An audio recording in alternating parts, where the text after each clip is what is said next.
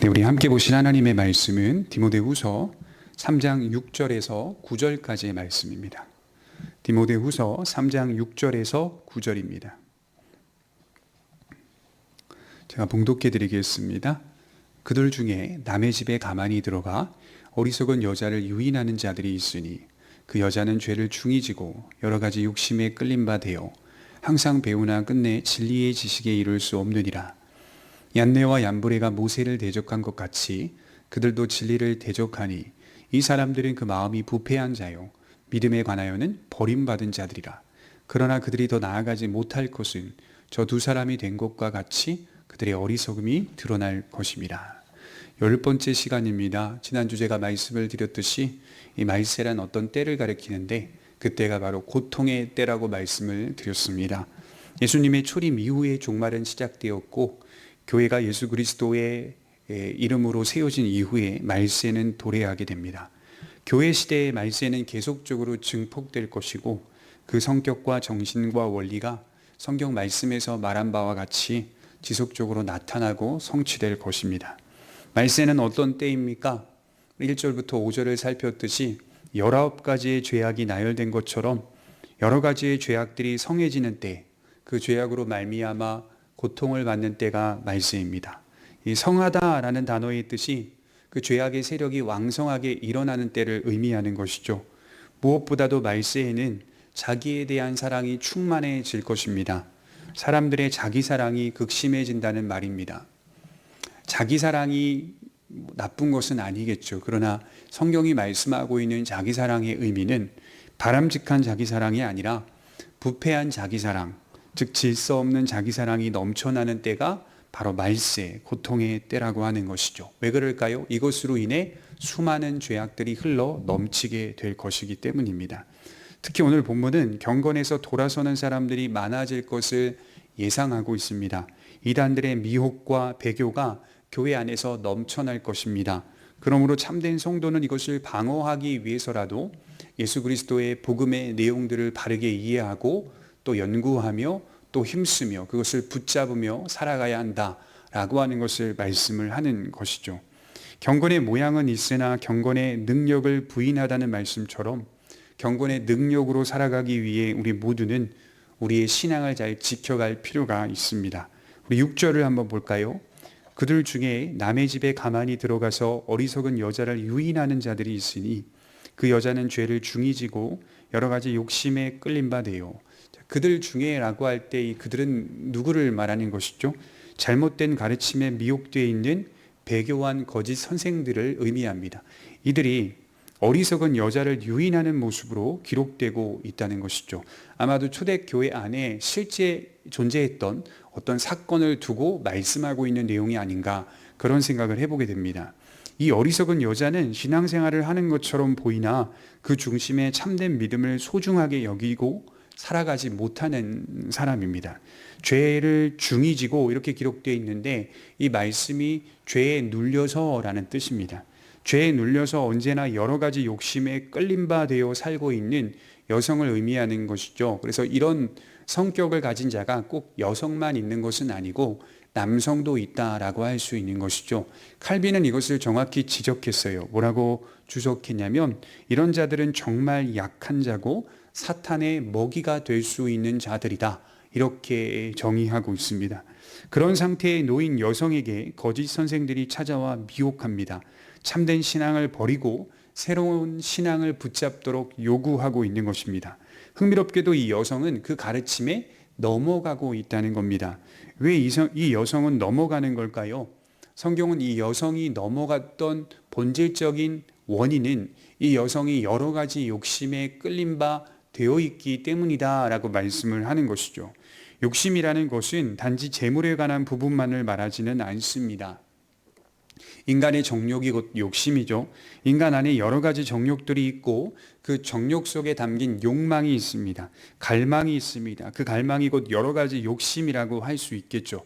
특히 오늘 나타나고 있는 욕심은 진리에 대한 욕심이라고 말할 수 있습니다. 진리에 대한 욕심이라고 할 때 우리는 이것이 그렇다면 나쁜 건 아니지 않는가라고 생각할 수 있겠지만 이것은 진리를 사모하는 마음과는 다른 부분입니다. 참된 믿음은 진리를 사모하죠. 그것은 매우 유익하고 좋은 자세입니다.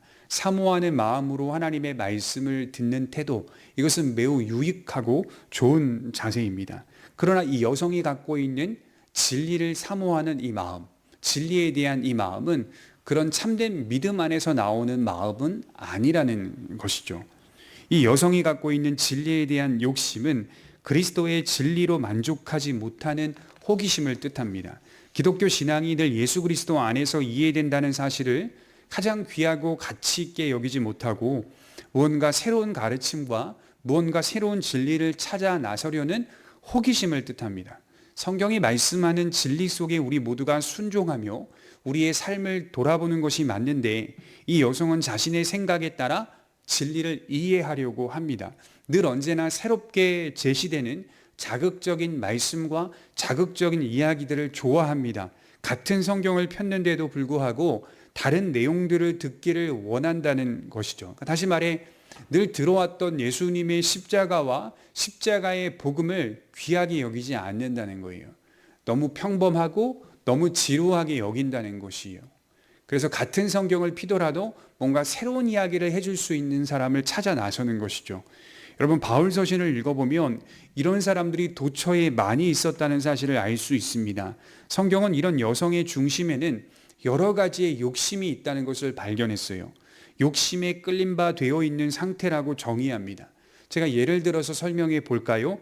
구원파라는 이단적 가르침이 있습니다. 그들은 계속 회개하는 것은 성경적이지 않다라고 말합니다.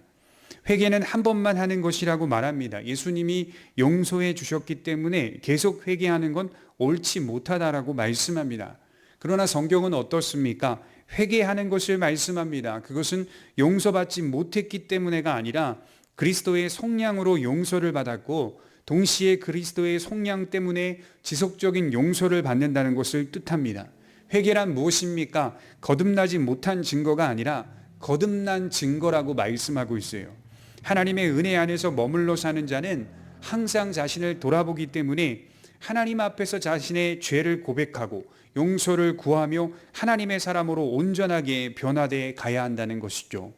여러분 욥기를 읽어보면 욥이 자신의 자식들이 어떤 집에서 또는 다른 곳에서 축제를 벌이고 난 이후에 혹여나 심중에라도 마음속으로도 하나님께 범죄했을까 봐 회개의 제사를 드리고 있는 장면을 목격할 수 있는 것이죠. 하나님의 사람이라면 하나님의 은혜를 입은 자라면 지속적으로 회개하는 것이 성경적으로 타당하다라고 하는 것을 생각해 볼 수 있다는 것이죠. 그것은 죄의 용서를 받지 못했기 때문이 아니라 그 크신 은혜와 긍휼들을 이미 받았기 때문에 그로 하여금 하나님 앞에서 자신의 삶을 돌아보기 위해서 또 하나님 앞에서 자신의 삶을 점검하고 늘 용서받기 위해서 하나님 앞에 서 있는 참된 신앙의 자세라고 볼 수가 있는 것이죠. 우리의 죄를 사하신 구원의 은혜에 감사하고 동시에 오늘 우리의 삶 가운데 넘어지는 죄악들을 가슴 아파하며 회개하고 용서를 구하는 것이죠. 여전히 나는 하나님의 은혜 앞에서 살 수밖에 없는 무력한 존재입니다. 그러니 저를 용서하여 주옵소서. 이런 자세가 하나님의 은혜를 아는 자세요. 이러한 자세가 하나님의 사람으로 변화돼 가는 신자의 자세입니다. 우리 마태복음 6장 12절에 보면 주기도문이 기록되어 있는데 우리가 우리에게 죄 지은 자를 사하여 준 것 같이 우리 죄를 사하여 주옵시고 늘 용서하는 삶, 늘 회개하는 삶을 기록하고 있다는 것이죠. 이처럼 죄를 용서받기 위한 회개는 마땅한 것이라고 예수님도 주기도문을 통하여 말씀하고 계세요. 우리가 거듭날 때 우리 자신이 죄인이라는 사실을 인정하며 회개하는 그 본질적인 회개 기도가 근거가 됩니다. 우리 거듭날 때 하나님 앞에 내가 죄인이라는 사실을 인식하는 그 정말 거듭남의 회개 기도는 본질적인 근거가 돼요. 그리고 나서 우리 삶 속에서 일반적인 사죄에 대한 회개가 지속적으로 이어진다는 사실을 예수님도 말씀하셨어요. 사도들 역시 회개할 필요가 없다고 말하지 않았어요. 우리의 허물의 용서를 구하는 회개가 필요하며 그것을 통하여 우리 자신의 존재를 보게 되고 그런 우리를 용서하신 예수님의 긍휼과 사랑, 그것을 바라보게 된다라고 말씀을 하는 것이죠. 그래서 바울은 자신은 죄인 중에 괴수라고 말했습니다. 그런 자신을 긍휼히 여기사 용서하셨다라고 이어지고 있습니다. 요한일서 1장 10절에 보면 만일 우리가 범죄하지 아니하였다 하면 하나님을 거짓말하는 이로 만드는 것이니 또한 그의 말씀이 우리 속에 있지 아니하니라. 한번 회개하고 나는 다 용서받았으니 회개할 필요가 없다라고 하며 나는 죄 지은 적 없다라고 주장한다면 하나님을 거짓말하는 자로 만든다, 이렇게 말하고 있어요.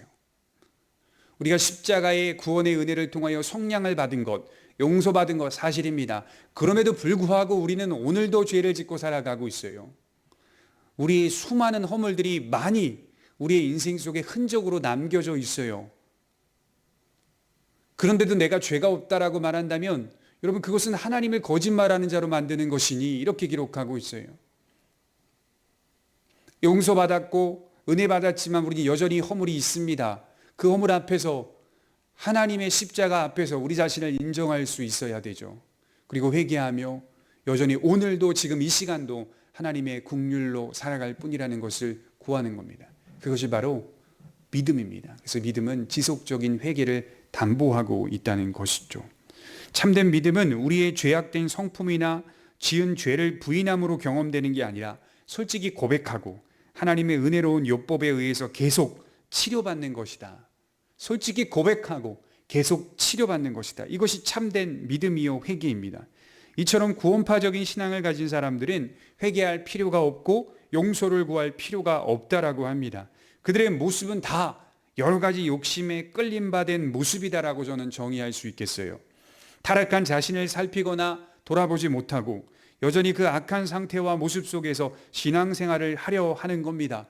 그리고 오직 방종적인 신앙에서 사로잡혀서 옛사람의 모습에서 조금도 돌아서려고 하지 않아요.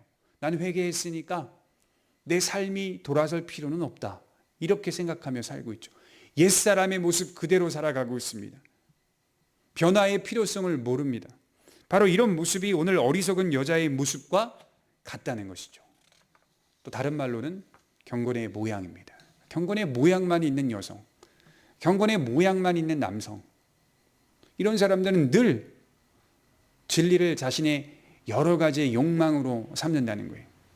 우리 7절을 보시면 항상 배우나 끝내 진리의 지식에 이를 수 없느니라. 또 특징이 나오죠. 이 여성은 항상 배웁니다. 그러나 끝내 진리와는 거리가 먼 신앙생활을 합니다. 항상 배우려는 자세는 참 좋은 자세이지만 그 배움이 거짓된 진리라면 참으로 불행한 것입니다. 우리의 배움은 진리의 지식에 머물게 합니다. 그러니까 배우려는 자세와 진리와 연관이 있는 거예요. 경건을 배우고 경건의 능력으로 사는 것과 관련이 있는 거예요. 우리의 배움은 더욱 믿음으로 살게 하고자 하는 강력한 힘으로 나타나야 하는 것입니다. 그래서 배움의 끝이 욕심인가? 아니면 배움의 끝이 하나님의 영광이요, 은혜요, 사랑인가, 구속인가 판단해 보는 것이 중요합니다. 모든 것이 하나님께서 우리에게 베푸신 은혜요, 약속인가를 점검해 보셨으면 좋겠어요. 그것을 통하여서 우리의 신앙이 잘못된 길에 서지 않는 것입니다. 따라서 거짓 선생들이나 그들로 하여금 미혹된 여성이나 모두 8절에서 말하는 바와 같이 얀네와 얀브레가 모세를 대적한 것 같이 그들도 진리를 대적하니 이 사람들은 그 마음이 부패한 자요 믿음에 관하여는 버림받은 자들이라. 결국에는 그 성격이 진리를 대적하는 자들로 서 있다는 뜻이죠. 그 마음이 부패한 자요 믿음에 관하여는 파손된 자, 버림받은 자들이다, 이렇게 말씀을 하고 있습니다. 얼마나 불행한 인생입니까? 지금도 이러한 신앙생활을 하고 있는 성도들이 많이 있다는 거예요. 결국 성경은 진리로 돌아서지 않는 자들은 버림받은 자들이라고 말씀을 하고 있습니다. 마음이 부패하였다는 것은 그들은 처음부터 회개한 적이 없었다는 거예요. 그들은 처음부터 참된 회개를 통하여 예수님의 구속을 맛보지 못했다는 겁니다. 만일 그들이 예수 그리스도 안에서 정말 자신의 상태를 보았다면, 회개하였다면 믿음에서 이탈되지 않았을 것이에요. 바울은 이렇게 말합니다. 9절에 그러나 그들이 더 나아가지 못할 것은 저 두 사람이 된 것과 같이 그들의 어리석음이 드러날 것임이라. 걱정하지 마라, 이렇게 말하는 거예요. 종국적으로는 그들이 어리석었던 사실이 드러날 것이다. 더 나아가지 못할 것이다. 이단들이 득세하거나 배교하거나 하는 일들이 우리 시대에도 많이 있지만 하나님은 그들의 어리석음을 드러내실 것이고 마지막 날에는 온전히 드러날 것이다. 역설적으로 이단들의 운동이 있기 때문에 진정한 복음이 빛이 날 수 있을 것이며 복음이 더욱 복음될 수 있을 것이며 너 믿음을 더욱 잘 지켜질 수 있는 상황이 될 것이다. 이렇게 말씀하는 겁니다. 참된 성도는 그런 가르침을 멀리할 것이고 그 가르침이 옳지 않다는 것을 늘 연구하여 스스로의 신앙을 정립시켜 갈 것입니다. 하나님은 오래가지 못할 것이다 라고 약속하고 있어요. 더 나아가지 못할 것이다 라고 약속하고 있어요. 그래서 말세에 나타나는 이러한 이단과 배교의 상황들도 사실은 하나님의 통치의 영역으로 볼 때 무서워하고 두려워하기보다는 하나님의 능력 속에서 그들이 제한을 받고 있다는 사실을 인식할 수 있어야 합니다. 아무리 죄가 득세하고 아무리 거짓 선생들이 왕성하게 활동한다 하더라도 그들은 더 나아가지 못할 것이다. 왜 그렇습니까? 종말의 때와 하나님의 복음이 더욱 강력하기 때문이죠. 그리고 하나님의 통치 속에 하나님이 그들을 사슬에 묶어 놓고 있는 상황이라는 사실도 우리가 인정할 수 있어야 합니다. 인식할 수 있어야 합니다. 참된 성도들을 더욱 견고하게 하기 위해서 사용되는 그런 상황일 수도 있습니다. 우리의 믿음이 그릇된 복음이나 여러 가지 욕심에 끌리게 하지 않기를 하나님께서 원하시면서 이 일을 이루어 가시는 하나님의 섭리일 수도 있습니다. 하나님은 모든 상황들을 사슬에 묶고 통치하고 계십니다. 세상이 아무리 악해도 하나님 앞에서 대등한 상태가 안 됩니다. 예수님께서 이루셨고 승리하셨습니다. 그 승리의 능력과 통치가 우리 인생 속에 여전히 약동하고 존재합니다.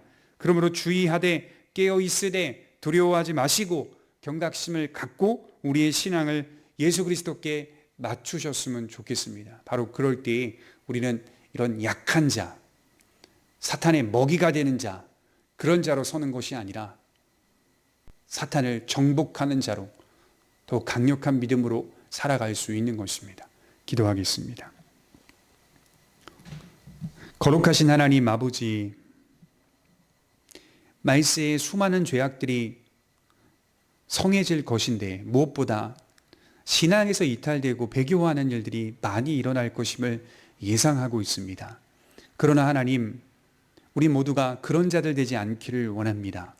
여러 가지 욕심에 끌린 바 되어 이러한 여성과 같이 넘어지는 자가 아니라 하나님 더욱 그것으로 인하여 우리의 복음을 단단하게 견고하게 우리의 신앙 안으로 정립시켜 갈 수 있는 지혜로운 성도들 될 수 있도록 인도하여 주옵소서.